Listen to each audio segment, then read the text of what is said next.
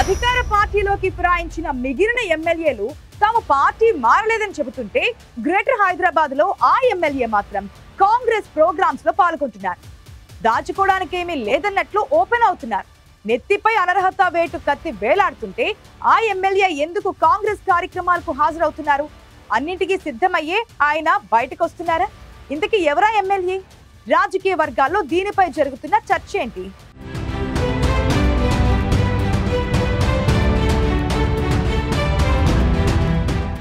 ఎమ్మెల్యేల ఫిరాయింపు కథ క్లైమాక్స్కి వచ్చింది. గత అసెంబ్లీ ఎన్నికల్లో బీఆర్ఎస్ నుంచి గెలిచిన 10 మంది ఎమ్మెల్యేలు కాంగ్రెస్ పార్టీలో చేరారు. దీంతో వారిపై అనర్హత వేటు వేయాలని బీఆర్ఎస్ సుప్రీంకోర్టులో పిటిషన్ దాఖలు చేసింది.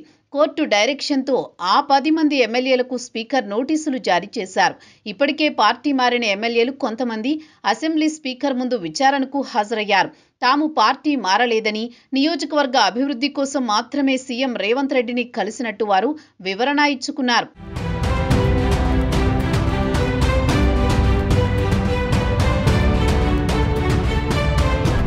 పార్టీ మారిన 10 మంది ఎమ్మెల్యేల్లో ఖైరతాబాద్ ఎమ్మెల్యే దానం నాగేందర్ ఒకరు. మొదట కండువా మార్చేసి మిగిలిన ఎమ్మెల్యేలకు దారి చూపింది ఆయనే. ఆ తర్వాత కాంగ్రెస్ పార్టీ బీఫామ్ మీద సికింద్రాబాద్ లోక్సభకు దానం నాగేందర్ పోటీ చేసి ఓడిపోయారు. దీంతో దానం నాగేందర్ పై ఖచ్చితంగా వేటు పడుతుందని చర్చ జరిగింది. ఇక స్పీకర్ వివరణ ఇవ్వాలంటూ నోటీసులు ఇచ్చినా దానం నాగేందర్ ఇప్పటిదాకా స్పీకర్ ముందుకు రాలేదు. దీంతో సుప్రీంకోర్టు ఇచ్చిన కాల పరిమితిలోగా దానం నాగేందర్ స్పీకర్ విచారణకు హాజరవుతారా లేదా అనే సందిగ్ధత నెలకొంది.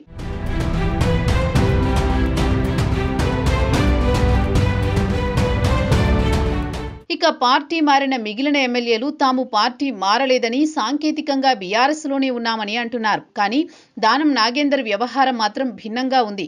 కాంగ్రెస్ పార్టీ కార్యక్రమాల్లో దానం పాల్గొంటున్నారు. తాజాగా బీసీ జేఏసీ ఇచ్చిన తెలంగాణ బంద్లో కాంగ్రెస్ పార్టీ నేతలతో కలిసి దానం పాల్గొన్నారు. దీంతో దానం స్ట్రాటజీపై పొలిటికల్ సర్కిల్స్లో చర్చ నడుస్తోంది.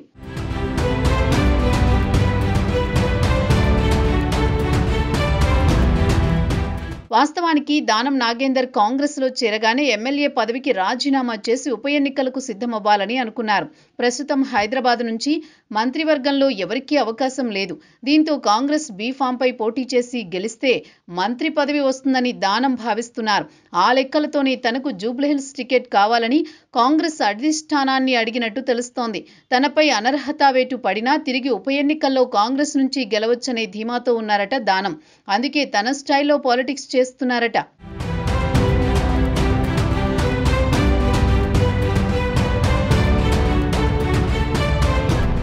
దానం నాగేందర్ సమైక్య ఆంధ్రప్రదేశ్లో మంత్రిగా పనిచేశారు. తెలంగాణ వచ్చాక బీఆర్ఎస్లో చేరి ఎమ్మెల్యే అయ్యారు. అయితే మంత్రి కావాలన్న కోరిక మాత్రం నెరవేరలేదు. ఈసారి మళ్లీ గెలిచినా రాష్ట్రంలో గులాబీ పార్టీ అధికారంలోకి రాలేదు. దీంతో తన పాత పార్టీ కాంగ్రెస్లో చేరారు. ఇటీవల కాంగ్రెస్ పార్టీ కార్యక్రమాల్లో చురుగ్గా పాల్గొంటున్నారు. ఓవైపు అనర్హత కత్తి వేలాడుతున్నా డోంట్ కేర్ అన్నట్టు పని చేసుకుంటూ పోతున్నారు.